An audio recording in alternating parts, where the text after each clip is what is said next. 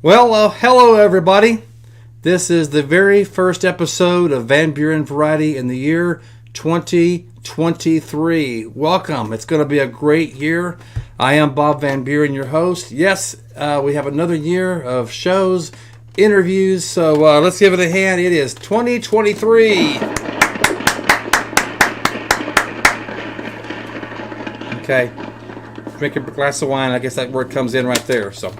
Anyway, so I'm glad that you're here, and I just got to thinking, those of you that are watching this months, maybe even years after this show, you're probably wanting to come to the screen right now and either warn us or tell us all about what's going to happen this year in 2023, good or bad. Well, unfortunately, where we are right now, we got to do one day at a time, just like you do, so I don't think you've got a DeLorean to kind of warn us what's going to be happening this year, but would be nice. So if you've got a DeLorean, if Doc Brown will let you buy that or let you borrow that, come tell us what's going to happen this year if you think it'll do us good. So glad you're here. Again, for the newcomers, welcome too. I know I see some out here in the chat. For you to know, this is a variety show. Each week I have an individual guest to talk about an interesting topic. Anything and everything. There's no specific topic week to week. It could be the person's profession. Maybe they've written a book. Maybe they're an actor or actress. Maybe they're a musician. Or maybe they have a general interest. They're interested in something. Or they might even have a how-to segment. Or they just have an interesting hobby. Or just some general information week after week. You'll get it right here on the Van Buren Variety Show. So welcome. I hope 2023 is a great year for me and for you. So again, welcome everybody. Got a very, very interesting topic tonight, and it's not something that people like to talk about, but it could save a life, and we'll get into that in a second. So stay tuned, and it could help you and help a family member or a close friend. We're going to be talking about it. We're also going to be talking to someone tonight who is my guest that has personal experience with it. But before I do that, let's do something a little lighthearted. Now, for those of you that knew me as a child, knew what a mischievous boy I was. But I found a recording here a while back on a cassette tape. Yes, a cassette tape. That's how old I am. What I had done is I had put one of my kiddie records onto a record player, and then I put the turntable in neutral, and I spun the record backwards for a few seconds just to see what it sounded like and recorded it. Well, I had forgotten about it, and I found it after years of not playing it or years of not remembering what it was. So I thought I would play you a little clip from this when I was at early elementary school. This is me trying to get attention with a backwards song. Here you go.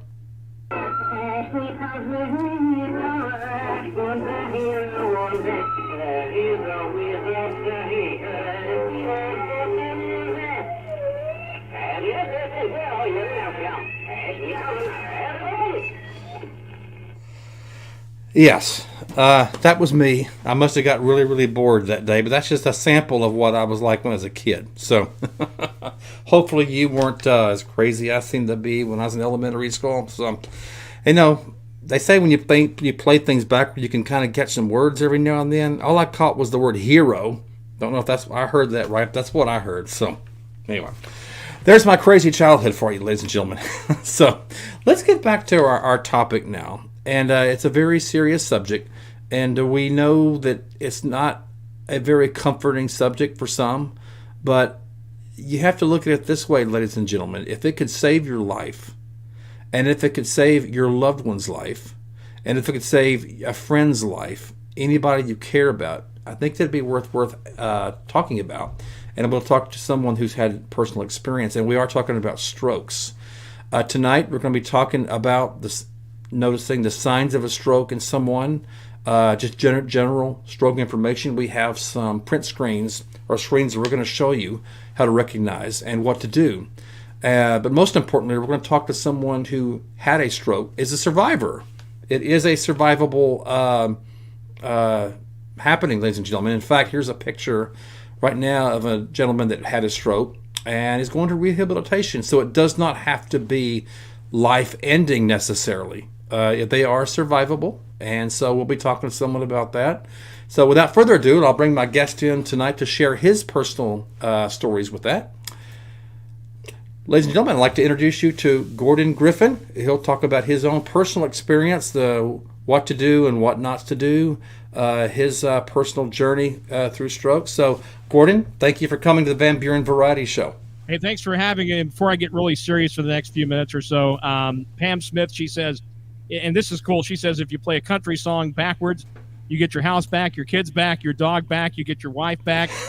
You know what? She's true. She's absolutely true on that. But, you know, Love it. I was joking with you the other day about some of the things we did as children and as teenagers. I can't tell you the number of times I would take a song and try to go backwards and see what I could recover from doing that. And then there was a time in my life where in youth group, we had a guest evangelist come in during the summer who talked about the evils of rock music. bring me your tired and your weary rock albums and bring them up here now. And I thought, oh my gosh, I think I had 70 to 100 at that time, just crazy number. Brought them up there and burned them. And I'm looking back on it now as an adult thinking, well, of course, there's good and bad in everything just about now. But why in the world did I take 100 albums up there and destroy them? I mean, I don't know. What are you going to do? But you talk about some of the things we do as kids and as teenagers. Yep. I can't tell you the number of times I had a fake radio station at home and recorded just stuff on my fake radio station with my fake commercials and fake music. So stuff like that. And then, the very first words opening tonight's show, I record a show each week at the radio station that is a 2 to 3 day in advance kind of a thing. So I'm always talking, well, happy Sunday. We're recording it on Thursday. Mm-hmm. We're projecting. So hopefully between Thursday and Sunday, the world hasn't stopped spinning and all is well with the world. So, yeah, I always marvel at people that can do that. And so I'm kind of in the same situation these days with my show. But, hey, good to be here, man. As always, I appreciate it. Glad to see. I'll add something what you just said about all your rock records. This is horrible, I'm about to tell you. Back in 7th and 8th grade, I didn't go to public school. I went to a Christian school. Yeah. And it taught kindergarten through 8th grade, but I only went to the 7th and 8th grade. Well, the 8th grade, when I was in school, bands like AC/DC and Pink Floyd were popular, Joan Jett, Van Halen, etc. Well, the principal, pastor of this school, like we just talked about, he was very strict, rock music, no. One of the people from my class, no, it wasn't me. I promise it wasn't me. I promise.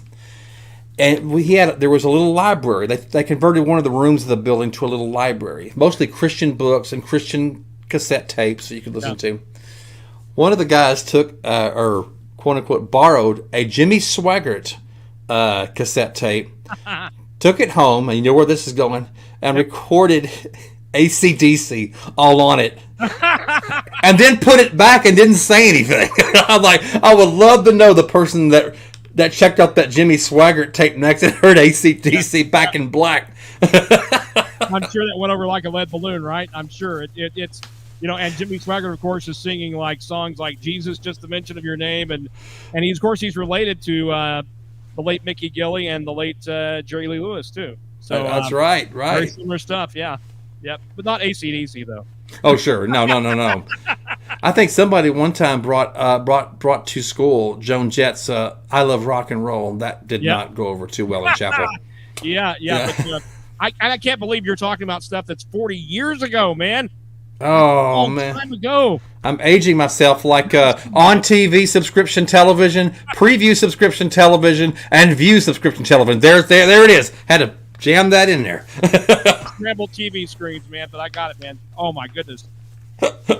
Well, let's get into our topic tonight. Again, I told in my monologue, it's not something people want to talk about, but if it's a life-changing event, and not only for yourself, but a family member, a friend, a coworker, neighbor, whoever. I mean, if it could save a life. And we're talking about strokes. And before you get into your story, Gordon, I'd like to just kind of put a little chart up here for everybody to see. The first one I want to show is, how do you recognize a stroke? How do you know if someone's had a stroke, or what are the signs of that? So and this is not exclusive, or this is not everything. But this is just the main points what doctors have seen. So let me bring that slide up. And you can see it said signs of a stroke in men and women. And obviously you want to call 911 immediately. I'll read these on down. Numbness or weakness in the face, arm, or leg, especially on one side of the body. Confusion or trouble speaking or understanding speech. Trouble seeing in one or both eyes. Trouble walking, dizziness, or problems with balance. And severe headache with no known cause. So what do you do when that happens? Well, that very last one, you see it says be fast, your balance is off, your eyes, vision changes, face drooping, arm weakness, speech difficulty. That last one is probably the most important. Time to call 911. So Absolutely. Yeah. And I'm looking at this chart, and I thank you for doing this, because these letters, be fast, is one of the things that I learned in rehab when I had a stroke back in 2020. You had rehab too. That's right. These first two letters, BE or B, for balance off, and for eyes, E, vision changes, eyes, vision changes. Those two areas right there are the focus of what my stroke was like. For me, really, cerebellum or cerebellar stroke, where it affected my balance and my vision. So my left eye, I had double vision for about 3 months or so, and I thought it was never going to go away. Oh my gosh. Which scared me to death, because I thought, well, man, I'm never going to drive again. I'm going to have to depend on somebody to drive me everywhere. Mm-hmm. And the doctor even told me there's a chance that could be the case, but we don't think so. We think in time it will come back. And really what happened for me is I woke up one morning and ta-da, there it was. It came back 3 months later. But once that happened, then everything started coming into place. I was able to drive again. I'd already started working after rehab. So I got back to my life pretty quickly, but I know there are many people that have a stroke that's not the case, and it's really different situations for different people. And I just happen to be fortunate enough that, I guess because of my age, because of the fact that I was pretty active, because of a few other things, it wasn't as bad as it could have been. It was a wake-up call, though, nonetheless. I mean, when you look at those letters you put up there, that was my wake-up call. That I'll bring it back. Yes. Yeah, that I've got to do something different. The worst thing I did, Bob, or didn't do, was that last one where it says time to call 911. Mm-hmm. I didn't do it, man. I tried to rationalize everything. It's just vertigo. It's this. It's that. I have a family member like that. Yeah. Mm-hmm. Yeah. And I tried to rationalize it every way I could, when I should have called 911. I was actually driving home from work when this happened. Scary enough, right? Oh, so, I was going to ask you what happened. Where you were? You were in the car. Yeah, I'd gone to work that morning to the radio station, and this was right around COVID, around when everything was starting to shut down. Mm-hmm. And so we were making decisions where I work about, well, look, you guys, if you can work from home, then do that. So our engineering department said, we're going to send you home with some stuff that you can broadcast from home. This is before the stroke, right? Mm-hmm. So we're gearing up for, your life's going to change, because you're going to be broadcasting at home for the just indefinitely. So I've got all this gear in the backseat of the car. I'm driving home from work, pull over in Watauga at Taco Casa over on Watauga Road. I know where that's at. Yep. I need a snack, man. I needed lunch. So I drove went through the drive-through. They were closed on the inside. And I remember talking to my mom on the phone, and then suddenly I wasn't. I was blank.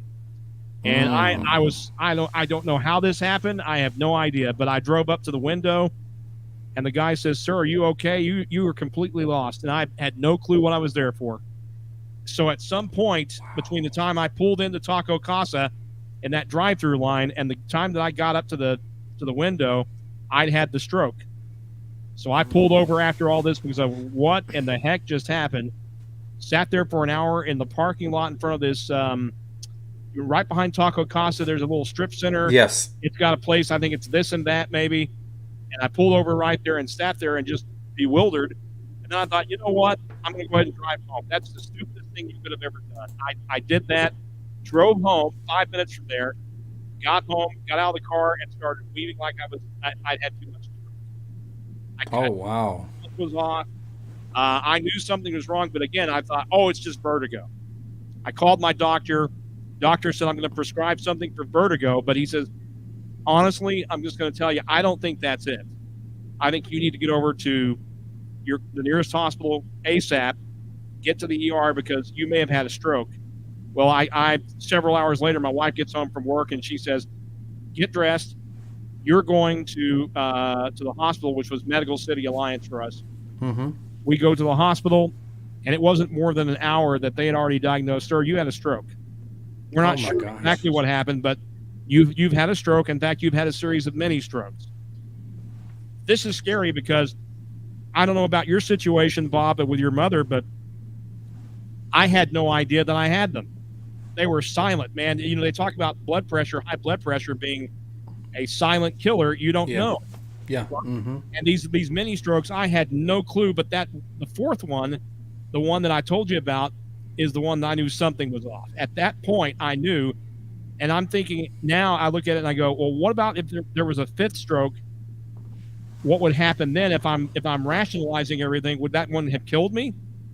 So fortunately, by the grace of God, after the fourth one, I kind of figured out, well, this is pretty serious, and the help of a loving wife and family, we did what we needed to do. And I went to rehab rehab was the longest part of this, actually. I was in the hospital for 4 or 5 days. Then they sent me to rehab, and that was more like 2 or 3 weeks. And I'd even brought my equipment with me to broadcast from the rehab center if need be, because I wasn't sure how long I was going to be there. Not working from home, working from hospital, right? That's right. They all kind of laughed at it, but I said, no, I'm fine. I'm basically okay. And this is said when I had double vision in my left eye. So I'm thinking I can still work though. I mean, I can't drive, but I can work. And but it never came to that. I got home within 2 or 3 weeks, and then I went back to work from home, working kind of somewhat compromised, right? Mm-hmm. But this went on for about 2 or 3 months. I eventually got all my vision back in the left eye. I was able to drive again, and I was able to go back to work again, kind of a hybrid version where when they started opening things up, I started going back in gradually in the morning and then coming home for the rest of the day. Good. Home.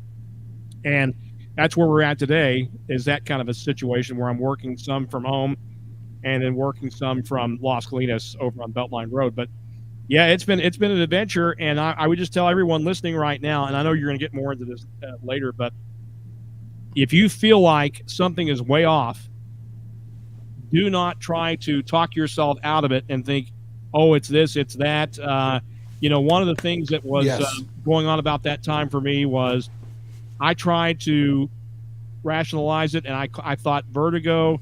There were some people who told me, oh, it must be COVID. And I said, no, it's not COVID. I just tested negative for that. It's not that. And they tested me again at the hospital for that, too, just to double check.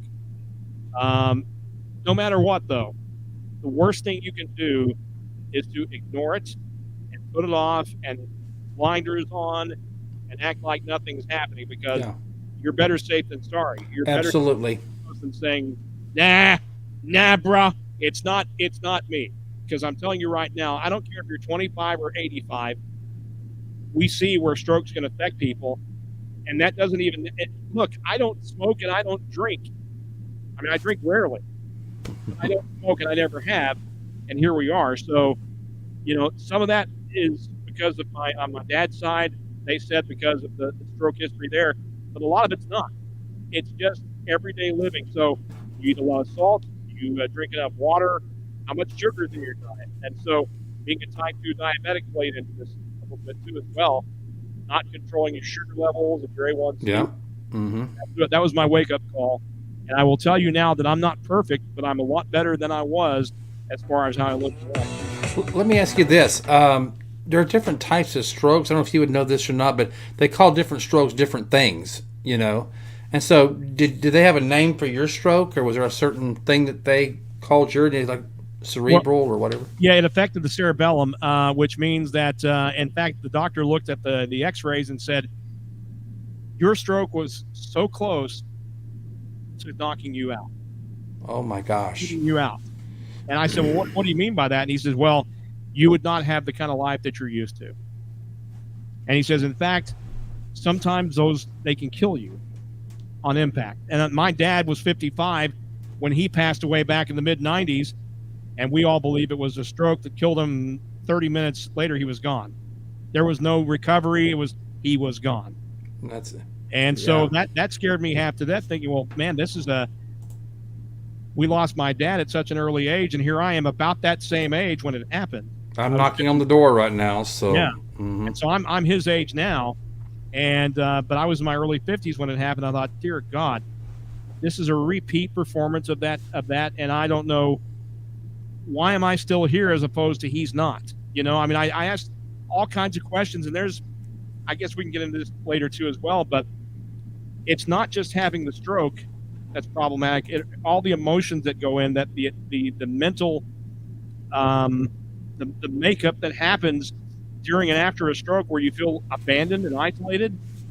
And I'm not saying that that's true, but that's how you feel, especially when your family can't come visit you during the time of COVID.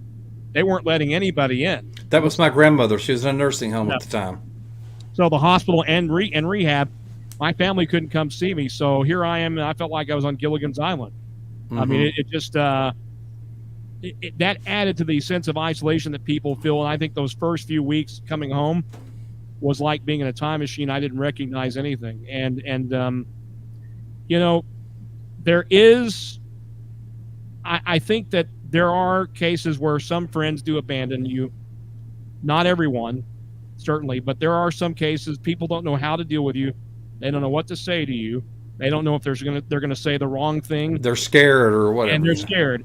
And so I don't think it's as cut blank as, somebody just doesn't want to be around you anymore because you had the stroke. Not at all. I think just some people don't know how to deal with you or to deal with the whole situation, and like, well, what can you handle now versus what you can handle then? So, but nevertheless, it leaves you kind of, oh, man, I mean, am I just not that desirable to be around? Right. So loneliness sets in, and it takes time and therapies to deal with that and to get back to kind of the right side, Now, I'm not a doctor, and I know that you're not a doctor, but you've had experience with it. We have a comment from there, and I don't know how to answer this, or what would be your opinion, I guess, Gordon. Gene is saying, I wonder if small strokes might be the cause of dementia or Alzheimer's. What do you think? I don't know. Well, I'll tell you what, one of the things that I don't have the answer, that would be a consult with the doctor, but one of the things for me is one of the things I still struggle with now. There are memories that are gone. I mean, the after effect of having a stroke. My wife will say something, and I'm like, honey, I don't remember that. And she says, oh, come on, sure you do. And friends will say the same thing. You remember that, right? No, I don't. That's not with every situation or everything that's happened. But there are times, I mean, I just have to kind of jog the memory as much as I can to see if I can get it back. But there are some things I don't remember. I can go back 10, 15, 20 years and go, oh, yeah, that. But if it's something that happened about a year ago or 5 years ago, I have no memory of it. And so people, well, sure, you remember that. Well, no, I don't. And it's unfortunate, and I hate it, because I used to pride myself on knowing names and faces and, oh, hey, how are you? Now I can't get it out, and I'm saying, I'm sorry. I should know who you are, but I don't remember your name. I'm so sorry. I apologize. That's more now. We have another related people that can relate to what we're talking about. Maggie Dorr says, my husband had a stroke at 48 years old in 2002, never worked again due to cognitive and speech issues, but he recovered physically to walk, dress, etc. Well, good, Maggie. Yeah, Maggie, that's where a lot of people are at, as I was talking about a while ago, is that there's no one-size stroke. I mean, some people come back quickly, some people don't, and it's incredibly unfair. I mean, you look at, there's no one-size answer to that. I mean, I was around people in rehab that had been there for months. And then wow. I was around people that had been there like 5 days that were ready to get out. So it's just this randomness of, especially if you get on some of the message boards that are on Facebook or something like that, or Instagram, you will see the despair and the heartache in some of the people that come on and what they've been through. And then you look at your situation and go, I almost feel guilty because, by the grace of Almighty God, somehow I came back. I was able to resume my life, but there are a lot of people that can't just jump back in life because of the gravity of what happened to them. And we talk about friends sometimes not being able to deal with what's happened. There are cases where some family don't know what to do. I mean, the caregivers and and spouses sometimes don't know how to deal with it. And unfortunately, there are some cases where families break up. That's not the case, though, every time, everywhere. Oh, So I want to be clear about that too. But there are some cases where lives change, things change, and it's just, my heart goes out because I look at my life, and I'm just very fortunate considering what happened. how long would you say that were you in rehab? I was in rehab longer than I was in the hospital. I was in the hospital for a week and in rehab for about 3. Okay, when we talk about rehab, I kind of showed this at the beginning, but when we talk about rehab, we think of exercise. Did they do that, or what was your rehab like? Mental and physical. I mean, they would give me sheets of paper, and then I would have to write numbers down, and I would have to. They'd ask me a series of questions to see where I was cognitively. We did a lot of like probably 3 to 4 hours a day of exercises, which they had an area there like a gym where you would go and work out, and you would lift weights, stuff like that you're showing there. And then there was a track where you'd walk. You'd go upstairs, downstairs. I mean, it was very, very involved. There was even a car, like a fake car, like Really? you would see in a kiddie playground, where you would go in there and they wanted to see you kind of operate the car, the steering wheel and all that, and see where you were cognitively too. So it was a little bit of OT and then PT and just trying to get your life back. And for me, again, fortunately, 3 weeks and I was ready to come home.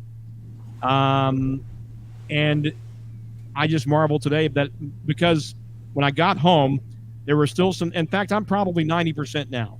I mean, most of me has come back. Vision certainly came back, but it took about 3 months for that to happen. But again, as I said, there are some people that never get back to that, and so. But I still have to kind of,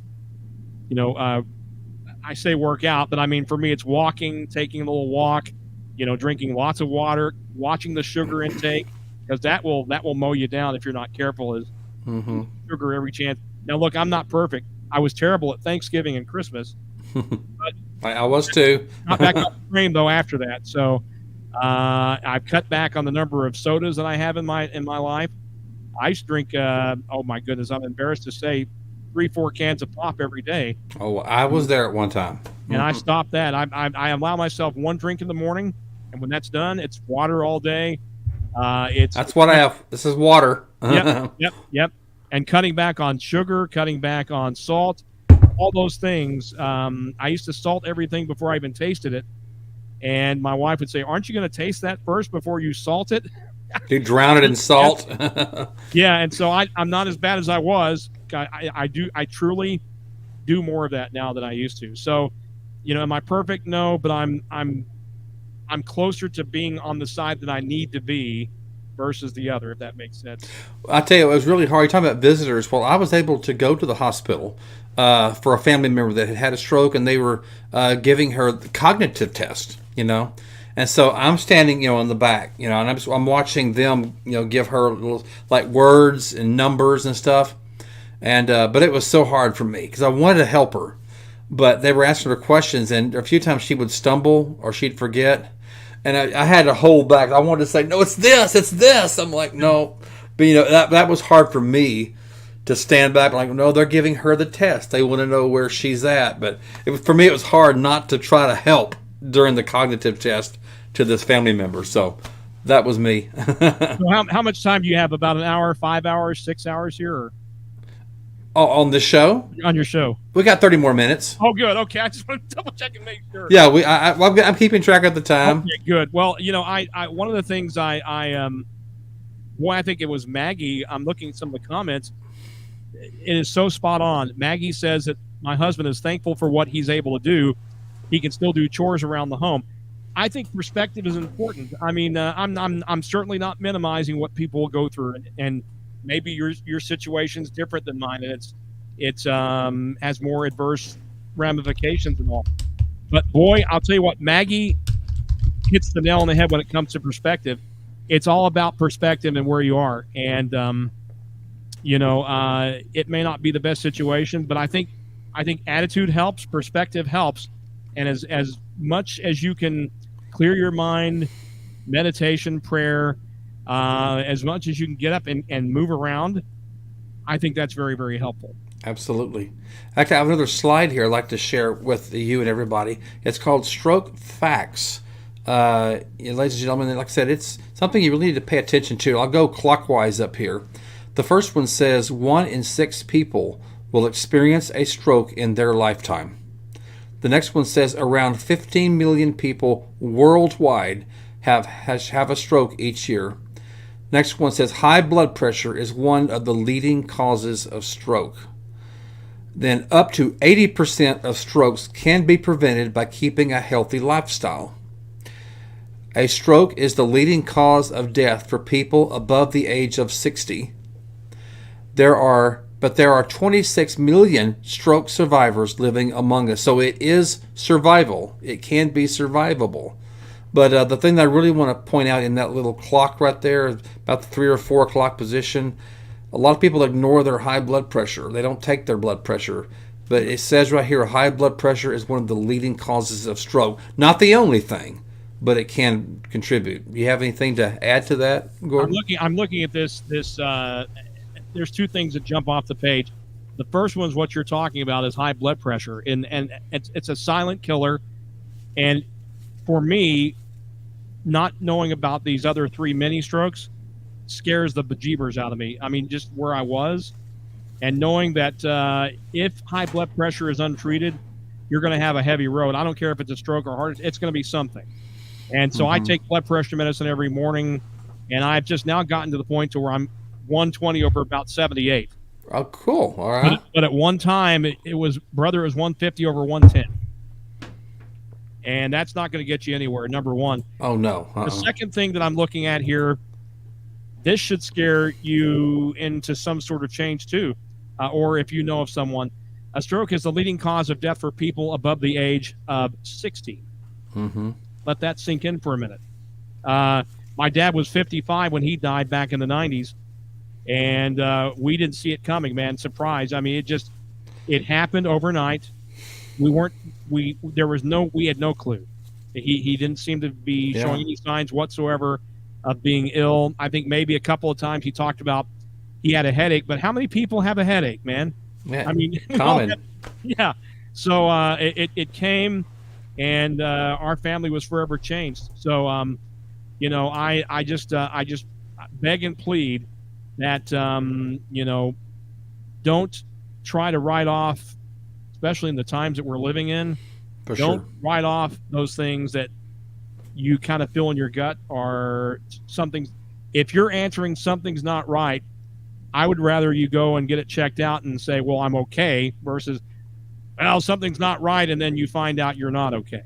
And then by then, you've got a situation that is far less manageable. Does that make sense? Yeah, absolutely. I'd like to give a public service announcement to kind of expand on what you said. I'm talking to my audience here, whether you're watching this live or days, weeks, months, years ahead. A personal story. Was not a stroke per se, but it could be talking about a stroke in this situation. I can't stress enough, folks, do not put off going to the doctor. I don't care what you think it is. And listen, Tylenol and ibuprofen are not miracle drugs. They just mask the symptoms.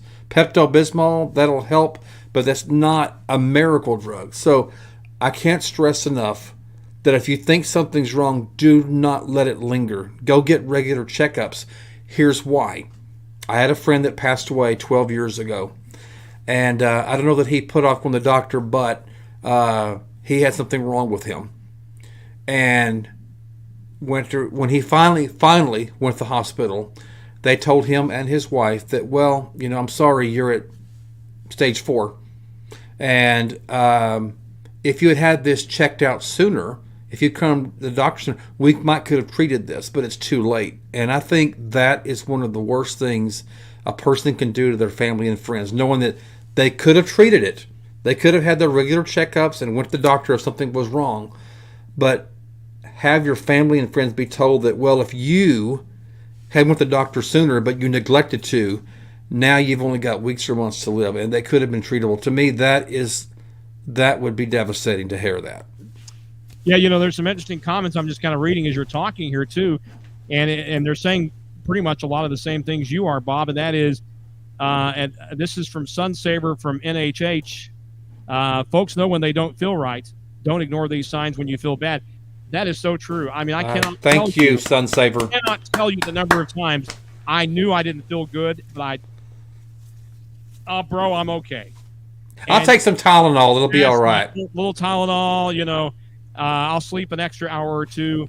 No, I can't stress enough, and it's not the alarmist to me. So please don't think that. But better safe than sorry. I mean, in my life, and with the things that have happened, better safe than sorry is a pretty good bumper sticker for sure. And get regular checkups too. Go for a checkup every year. Right, exactly. Yep. And so, yeah, I can't stress it enough, y'all. I buried a really good friend 12 years ago, and I'm sure that if he could come back, things would be different. But it was too late. I mean, I don't want that to happen. I have regular checkups, and I don't want to hear a doctor tell me, well, Bob, if you come in sooner, we could have treated it, but you're at stage whatever. You've let it progress, and there's not much we can do. I don't think I could take it. And that's why I'm very adamant about getting a checkup every year. And most of the time, knock on wood, I guess, I've had a good review. But I mean, I just determined that from that day forward, it was April 13, 2020, when that stroke happened that I knew of.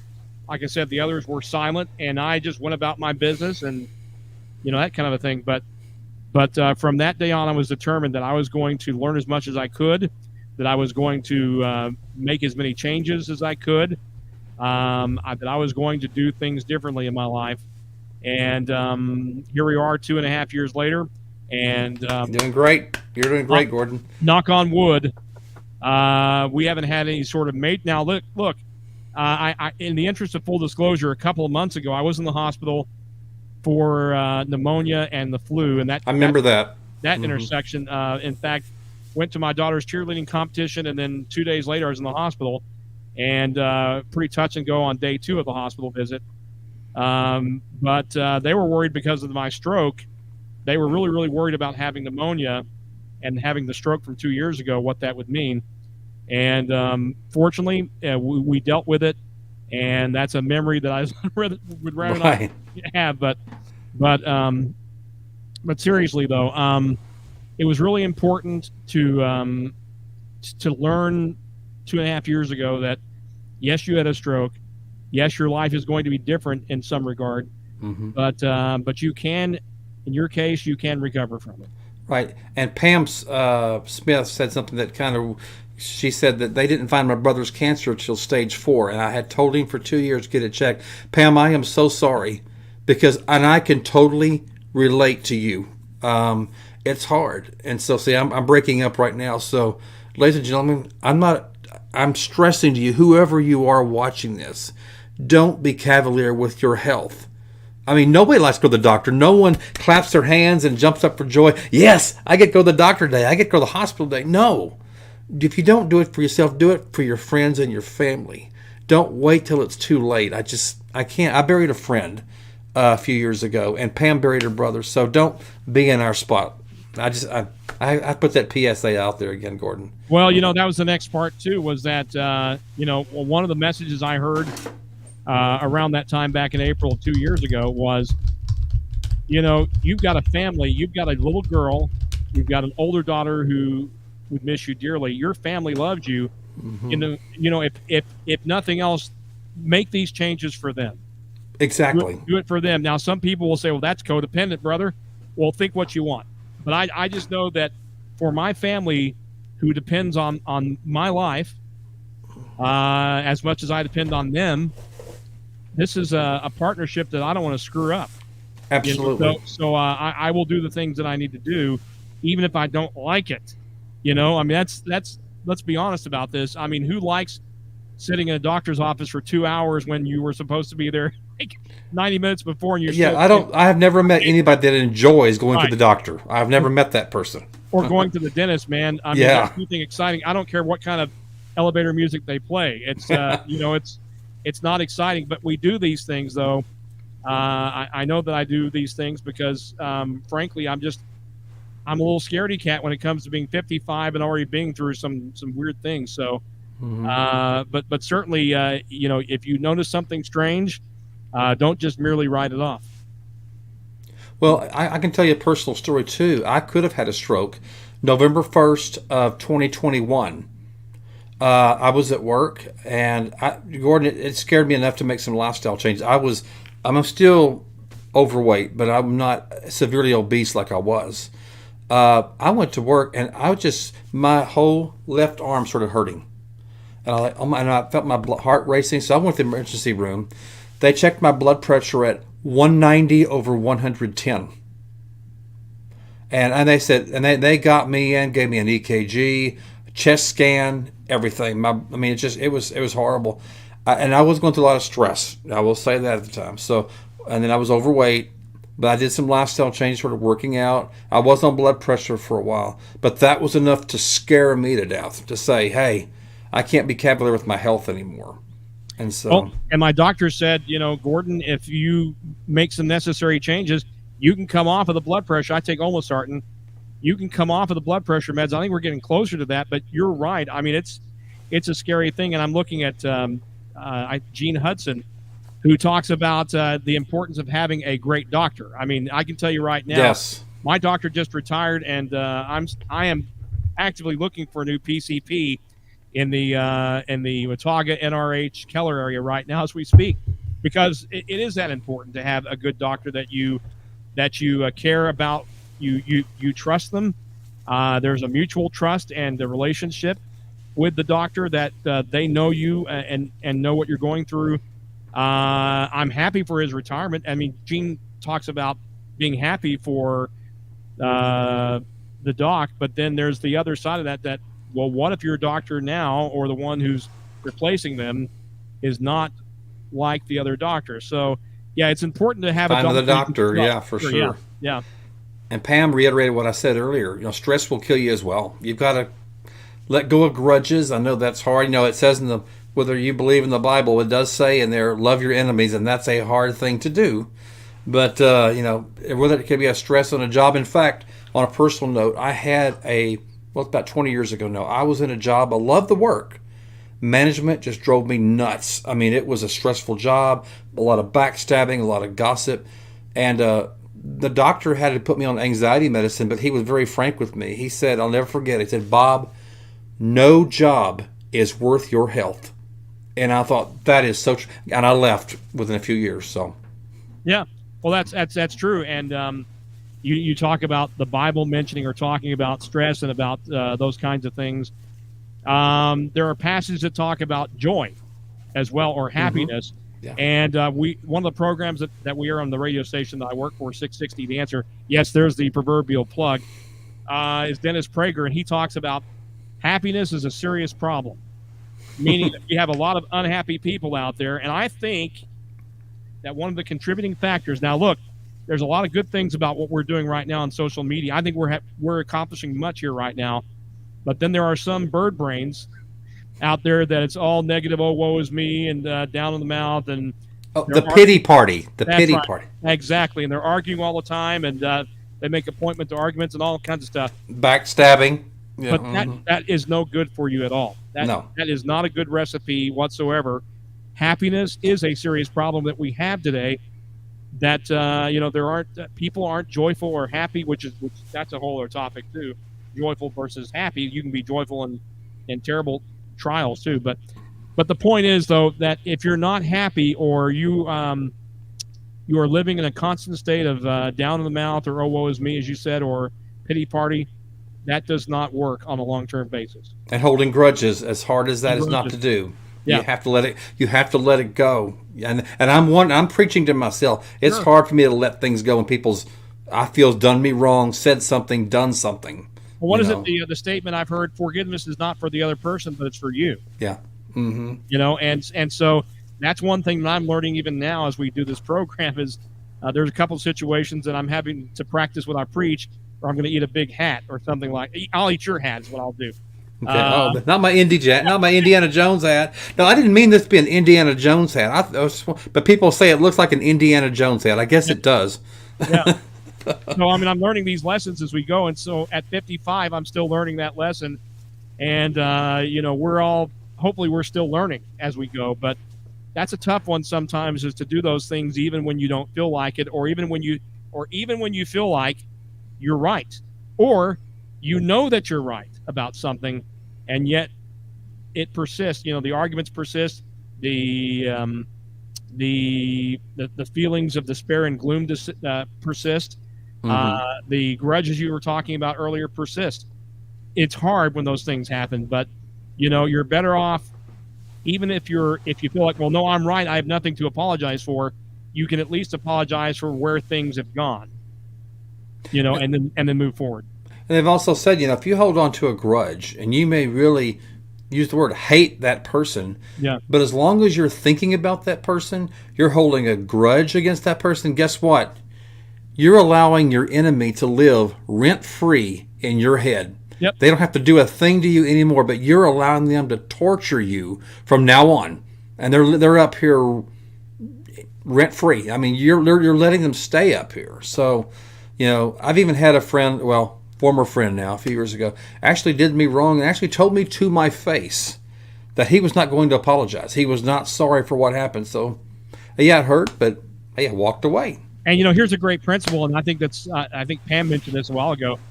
You can forgive someone, and you can love them from a distance. You can. I'm not going to go have sushi or have a cup of coffee with someone many times that I feel like they've wronged me, or we're just not in a good place. But I can forgive them from where I sit right here, and that doesn't require me to go knock on their door 10 times or to call them 10 times an hour. I can still forgive them, and yet they're just not in my life because I refuse to have that toxicity that might be there in that case, or as you said, letting someone live rent free in your mind, which I think is just a brilliant statement. Well, kind of going back to the stroke information, do you still have to have? I mean, I'm sure, I know you get checkups, but as far as specifically stroke, do you still have to go to the doctor, have that checked out, or do you is it reoccurring, or do you just okay, I'm getting a regular checkup once a year? Is it kind of? I did finished? The first few months, but now I'm dealing with the PCP, which gets back to the importance of having a great doctor or someone you can trust. So I'm still searching for that. But yeah, now the visits are a little bit different than they were. The last hospital stay in November, I think there were a lot of medicines that I was put on that the list went from 8 medicines to 15 medicines a day. Oh my gosh! And many of them were redundant. They were a repeat of some of the other drugs that I take. Just they weren't the generics, and so that was causing a problem. But we've settled that now. But yes, I'm still actively. In fact, I've got another last sleep study I had was 5 years ago, and I'm going in for another. I had one of those, and I have a CPAP. That's another thing that you will be asked, and God forbid if you have a stroke, is have you had a sleep study? And if not, why not? And then you'll have a test that determines or not if you have sleep apnea, because I have apnea. You talk about a scary thing. If you're not actively treating that, there's some horror stories about people that drop dead, die in their sleep because they are not cognizant, I guess. Yeah, and they're not using whatever gear they're using. CPAP machines. What got me a few years ago, this is what got me, was a few years ago, I was in bed. This happened more than once. I'd be sound asleep, and I would wake up in the middle of the night feeling like my air was cut off. I would jump out of bed, gagging. Yeah. And what it is, my air just got, I was so relaxed. This happened, and later on, I was feeling daytime sleepiness. I was just sleepy all the time. I'm not sleeping good. So, and that's another thing. They like to put that to the stroke information. That can cause a stroke by not sleeping. Absolutely. Yeah. And it cuts off all your air. So I have a CPAP machine, and I don't wake up gagging. I don't snore anymore, and I can for a long time I could not lay on my back, because if I laid on my back, it cuts this off because I'm back here. But now I can wear that mask, and no problem at all. And you are so right, Bob. And I, one of the things I do is, and I'm thinking that someday, if I can talk my wife into it, I'm going to say, hey, honey, why don't we get one of those Sleep Number or adjustable or whatever that those beds are where you can Oh, I love one of those. I Yeah. don't have one, but I would Yeah. love it. But what I do is I raise my pillows as much as I can because I cannot make it on one pillow. I've got to have 2 or 3 pillows and then lay upwards. And I'm a back sleep. I'm a side sleeper, so I can sleep on my side. Yeah. I like to go to my right side, and so, but it's important that no matter what I do, back or side, that I'm elevated. And so that's why I'm secretly hoping out that someday we're going to have another bed in there. We're going to have a Sleep Number, or this is not an advertisement for sleep. I just can't think of what I'm trying to say. An adjustable bed where each person can adjust their side of the bed. Right. My in-laws have that, so. Why don't you just get a My Pillow on top of it? Hey, there's another plug for you. Right. Yeah. But lack of sleep can cause strokes for sure. I mean, and like I said, I don't know about you if you've ever done this, but I mean, to wake up in the middle of the night and it feels like there's a hand on your throat where you can't breathe. And I had to actually walk around the bed just trying to get my bed. But I know what happened. I got so relaxed. It's scary, isn't it? It is like I couldn't breathe. I thought, I remember just for a second, I'm going to pass out. They're going to find me on the floor. And that's when I finally got the sleep study. And they said, well, you do have it wasn't major. I mean, apnea should be anything. Apnea should be major. In other words, I wasn't stopping breathing as much as other people, but I was snoring a lot, which is just as bad. And but see, getting a good night's sleep can prevent a stroke as well. And I got to tell you, I was kind of a non-believer at first. Oh, come on, man! This is just a tool to make money and yada yada yada. But I'll tell you something. I do notice a difference in 7 or 8 hours versus feeling like I've slept for 3.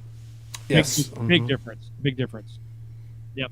And then I was actually falling asleep on the way to work in the car. I'm like, that 2 seconds you nod off is enough to run into somebody. And that's what did it for me. And again, it kind of goes back to what I'm saying, folks, and not necessarily sleep apnea, but if you've got a medical issue, go have it checked out. I can't stress it enough. And at least get yearly checkups.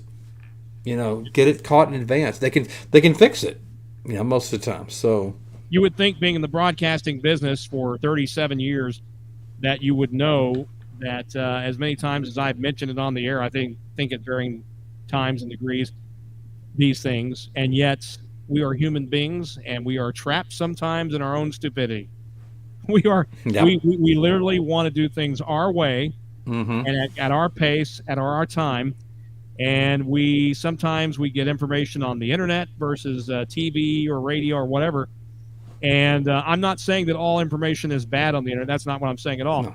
But if your only source is that, sometimes you need to be careful about what you take in and I'm talking about good and bad and positivity and all those things are certainly a part of a well-balanced diet of information and things like that. So.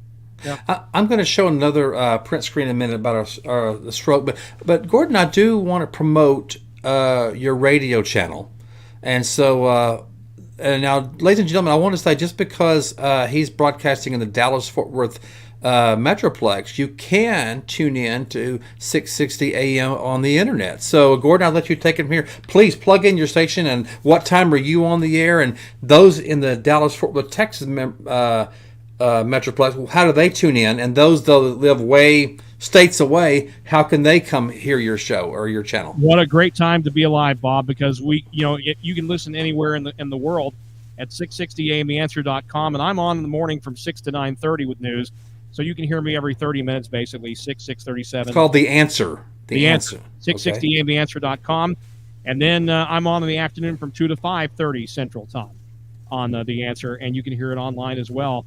But I'm also on Facebook as well. I think it's Gordon Griffin or News by Gordon. I'm on Instagram if you want to check me out there. I'm on Twitter, but I'm not sure what I'm doing these days on Twitter. I have no idea. I haven't checked Twitter very often. And I'm on LinkedIn, if that means anything to you, if you're on LinkedIn.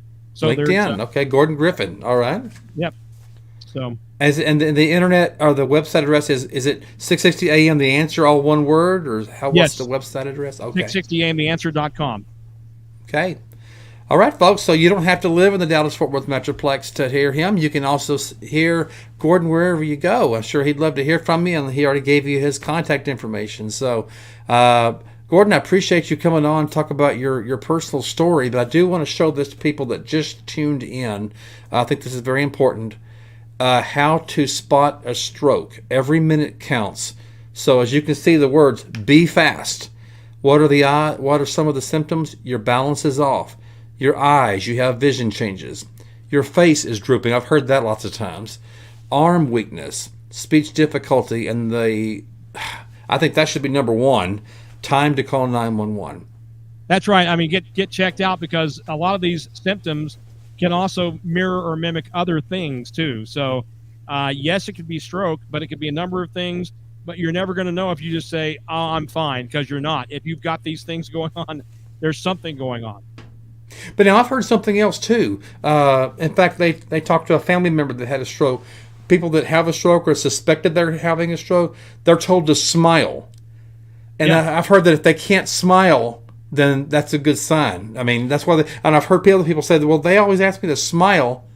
I guess if you can't smile, I guess by part of your lips is down. I'm guessing. I don't know. Face dripping. Yeah. That's definitely part of it. Mm-hmm. So, well, Gordon, we wish you the best of luck and God bless you. I think you are an example.